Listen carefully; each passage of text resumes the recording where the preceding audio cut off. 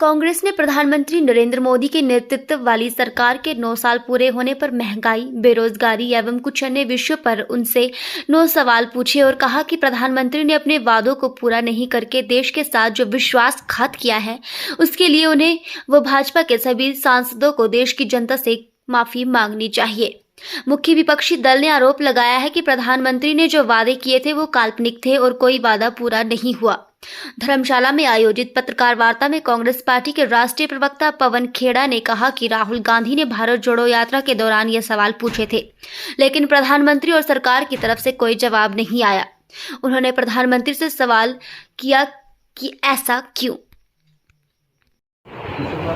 कल यानी कि 26 तारीख को मोदी सरकार को 9 साल पूरे हो गए। मैंने सोचा आपसे एक बात साझा करूं, एक विचार साझा करूं कि अगले एक हफ्ते तक भारतीय जनता पार्टी के प्रत्येक सांसद को अपने अपने क्षेत्र में जाकर क्षमा याचना करनी चाहिए। मिच्छामी दुक्कड़म कहते हैं जैन समुदाय के लोग, साल में एक दिन ऐसा होता है जब वो माफी मांगते हैं। बड़ी अच्छी परंपरा है। नरेंद्र मोदी जी को, उनके पूरे कैबिनेट को, एक एक सांसद को, एक एक विधायक को पूरे देश से जाकर माफी मांगनी चाहिए कि इन 9 सालों में जो आपके साथ विश्वासघात किया, जो धोखा दिया, जो झूठ बोला, उस वजह से उन्हें क्षमा मांगनी चाहिए। आप पिक्चरें देखते हैं या नेटफ्लिक्स पे कोई सीरियल देखते हैं तो उसके पहले लिखा हुआ आता है ये सब कुछ काल्पनिक है। जितने आप मैनिफेस्टो उठाकर देखेंगे भारतीय जनता पार्टी के पिछले 9 सालों में, जितनी आपने मन की बात सुनी होगी नरेंद्र मोदी जी की, जितने जुमले उन्होंने आपके सामने परोसे होंगे, वो सब काल्पनिक साबित हो। हकीकत से उनका दूर दूर तक कोई लेना देना। ये 9 साल कोई ऐसा वर्ग इस देश का नहीं जो इन 9 सालों के विश्वासघात का शिकार नहीं हुआ हो। वो नौजवान हो, वो महिलाएं हो, गृहिणियां हो, मध्यम वर्ग के लोग हो, उद्योगपति हो, छोटे उद्योगपति हो, लघु उद्योगपति हो, व्यापारी हो, हमारे दलित भाई बहन हो, आदिवासी हो, अल्पसंख्यक हो, कोई हो, ऐसा कोई सगा नहीं जिसको इन्होंने ठगा नहीं। और जब इनको 70 रुपए का पेट्रोल महंगा लगता था, आज 100 रुपए का पेट्रोल के लिए कहते हैं साहब पड़ोसी देश में इससे भी महंगा है। ये देखो इनकी बहाना क्या होता है। 407 रुपए का सिलेंडर इनको महंगा लगता था। सड़क पर स्मृति ईरानी जी आ जाती थी सिलेंडर लेकर। 1100 रुपए का सिलेंडर बेचते हुए कहते हैं कि पाकिस्तान में तो 2000 का है। हमारा यह स्तर है क्या कि अब हमारी तुलना आप पाकिस्तान से करेंगे, श्रीलंका से करेंगे? भारत की तुलना आप पाकिस्तान से करते हैं। इसलिए आपको क्षमा मांगनी चाहिए, इसलिए आपको माफी मांगनी चाहिए। आपने वादा किया चीन को लाल आंख दिखाएंगे। लाल कालीन तो हमेशा दिखता है जब भी चीन का कोई आता है, लाल आंख दिखाते हुए मोदी जी नहीं। जो चीन को आज से 2 साल पहले क्लीन चिट दिया नरेंद्र मोदी जी ने, वो क्लीन चिट इस देश के लिए इतना भारी पड़ा कि आज चीन पलटकर पूरे विश्व में नरेंद्र मोदी जी का सर्टिफिकेट दिखाता है कि देखो भारत के प्रधानमंत्री ने हमें क्लीन चिट दे दिया। आपकी क्या मजबूरी है कि आपको चीन को इस तरह से क्लीन चिट देना पड़ा? किस दबाव में है प्रधानमंत्री? 18 बार आप चीन जाते हो और आंख में आंख मिलाकर उनसे बात नहीं कर पाते, उनसे सवाल नहीं पूछ पाते। अर्थव्यवस्था हो, विदेश नीति हो, सीमा सुरक्षा हो, अपने दोस्तों को उपकृत करने की जो परंपरा इन्होंने डाली है पिछले 9 साल में, आपको मालूम है किसके अच्छे दिन आए।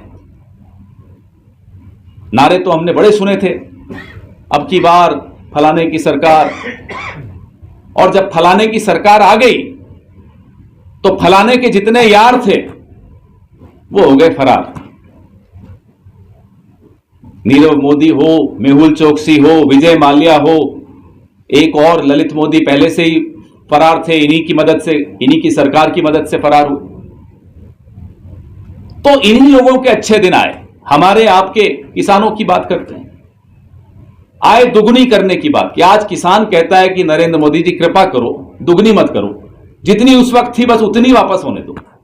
अब वो भी नहीं मिलती जो 2014 से पहले मिलती थी। 60-65 रुपए डॉलर हुआ करता था नरेंद्र मोदी जी के आने से पहले, मनमोहन सिंह जी के वक्त। तब बड़े अपमानित तरीके से ये मनमोहन सिंह जी के लिए कहते थे कि सरकार की प्रतिष्ठा गिरती है ज्यों ज्यों रुपया गिरता है। आज डॉलर 81-82 तक जा चुका है, 82 से भी ऊपर है। जवाब दें, क्षमा मांगे। इसीलिए हम बार बार कहते हैं कि आप माफी मांगिए। आप भ्रष्टाचार की बात करें, LIC जिसमें मेरा आपका हम जैसे 33 करोड़ लोगों का पैसा लगा हुआ है, अपने भविष्य की हमें चिंता होती है, इसलिए हम LIC में निवेश करते हैं। वो पैसा कहां है? अपने दोस्त को दिया। SBI नरेंद्र मोदी जी का पैसा नहीं है, वो आपका पैसा है, मेरा पैसा। लोन किसको दिया? आप चले जाइए लोन लेने, मान जाऊंगा अगर आपको लोन मिल जाए। हम में से जो भी यहां बैठा है, हमें भी आसानी से लोन किसी को नहीं मिलेगा, ना हमें ना आपको। लेकिन इनके दोस्त की ऐसी इन पर कृपा है या इनकी उन पर कृपा है, हमें नहीं मालूम। कौन किसके लिए काम करता है अब यह भी नहीं मालूम। कभी लगता है कि मोदी जी उनके लिए काम करते हैं, कभी लगता है वो मोदी जी के लिए काम करते हैं। ऑस्ट्रेलिया अपने दोस्त को लेकर जाते हैं, साथ में SBI की चेयरमैन को भी बैठा कर ले जाते हैं। वहीं ऑस्ट्रेलिया में दोस्त को ठेका दिलवाते हैं, बैठे बैठे वहीं SBI से उसी दोस्त को लोन भी दिलवाते हैं। ऐसी कृपा। इसलिए कहते हैं माफी मांगिए, देश से माफी मांगिए। कोविड में क्या हुआ? 4-5 हजार लोग रोज मर रहे थे। ऐसा कोई दिन नहीं गया उस वक्त, और ऐसा कोई परिवार नहीं बचा इस देश में जिसको कोई ना कोई नुकसान नहीं हुआ हो कोविड के वक्त। जान का नुकसान हो, माल का नुकसान हो, दुकान व्यापार का नुकसान हो, नुकसान सबको हुआ। उसमें भी झूठ कि ऑक्सीजन की कमी से कोई मरा ही नहीं। 40 लाख लोग जिस देश में ऑक्सीजन की कमी से मर गए हों, गंगा मां का तट, वो नजारा कोई नहीं भूल सकता जिंदगी में। जब तक हम जिंदा है वो नजारा नहीं भूल सकते, कैसे लाशें पड़ी हुई। माफी इसलिए आपको मांगनी चाहिए। किस मुंह से आप दिन में 4-4 बार कपड़े बदलकर मुस्कुराते हुए आ जाते हैं वोट मांगने बार बार? तो ये जो 9 साल हैं, ये 9 साल एक काला अध्याय हैं इस देश के इतिहास में, क्योंकि आपने बातें बड़ी ऊंची ऊंची की और काम जो आपने किया वो सबके सामने है। आप में से कोई एक बता दो, कोई इस पूरे हॉल में जो बैठा हो जिसकी आय दुगनी हो गई हो 2014 की तुलना में।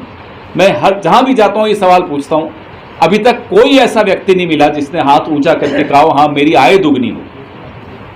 कहीं नहीं मिलता। तो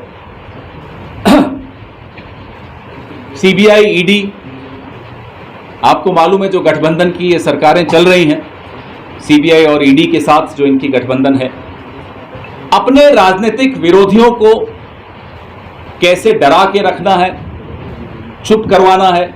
इसके अलावा जिस CBI को ये हमारे वक्त पिंजरे का तोता कहते थे, अब वो पिटारे का सांप हो चुका है। मोदी जी बीन बजाते हैं, सांप निकलता है, डसता है, फिर से पिटारे में चला जाता है। ये इन्होंने संस्थाओं की हालत की। आज 27 मई है। देश के प्रथम प्रधानमंत्री पंडित जवाहरलाल नेहरू आज ही के दिन स्वर्गलोक सिधारे थे। जो नींव उन्होंने संविधान की रखी थी, उस नींव पर हमला नरेंद्र मोदी जी कर रहे हैं। हम लोग कांग्रेस पार्टी और 20 और दल पूरे देश के नए संसद के उद्घाटन पे नहीं जा रहे हैं। हमारी क्या शिकायत है? हमारी शिकायत है दो। नंबर 1, संसद की जो दिल की धड़कन होती है, संविधान, उस पर आपने हमला बोला है। संसद बिना आत्मा के एक बिल्डिंग खड़ी हो जाए, उस बिल्डिंग की इनॉग्रेशन में, उद्घाटन में हम क्यों जाएं? हमारी चिंता संसद की आत्मा पर है, बिल्डिंग पर नहीं। नंबर 2, जब संसद की नई बिल्डिंग की नींव डाली जा रही थी, तब आपने राष्ट्रपति को नहीं आमंत्रित किया। अब जब संसद की नई बिल्डिंग का उद्घाटन हो रहा है, तब भी आप राष्ट्रपति को नहीं आमंत्रित कर रहे। क्यों आप देश के संविधान की मर्यादा को गिराना चाहते हैं? फिर ये अपने पिट्ठुओं के जरिए हमको पूछवाते हैं कि आप तो राष्ट्रपति के खिलाफ चुनाव लड़े थे, अब आपको राष्ट्रपति याद आ रही है। तो हम उन्हें याद दिला दें, लोकतंत्र का अर्थ होता है चुनाव लड़ना एक दूसरे के खिलाफ। चुनाव लड़ा जाता है इसलिए कि हम अपनी बात रख सकें सार्वजनिक पटल पर, हम अपनी विचारधारा के बारे में चर्चा कर सकें सार्वजनिक तौर पर। हमें मालूम था कि वो चुनाव हम हारेंगे, लेकिन लड़ना ये हमारा संवैधानिक दायित्व था। और एक बार जब वो चुनाव जीत गई, तो माननीय राष्ट्रपति जी हम सबकी राष्ट्रपति, उनका सम्मान करना, उस पद की मर्यादा रखना हमारी उतनी ही जिम्मेदारी है जितनी नरेंद्र मोदी जी की। और हम नरेंद्र मोदी जी को उनका राजधर्म याद दिला रहे हैं कि माननीय राष्ट्रपति जी का अपमान मत करिए, माननीय उपराष्ट्रपति जी का भी अपमान मत करिए, उन्हें भी नहीं बुलाया जा रहा। तो ये जो कद्दावर बनने का प्रयास करते हैं नरेंद्र मोदी जी, 2 तरीके होते हैं कद्दावर बनने के लिए। एक कि अपना कद बढ़ाएं, दूसरा बाकियों का कद कम कर दें। बाकियों का कद कम करने की जो कवायद इन्होंने 9 साल में की है, माफ कीजिएगा, उससे इनका अपना कद और घटता हुआ दिखता जा रहा है।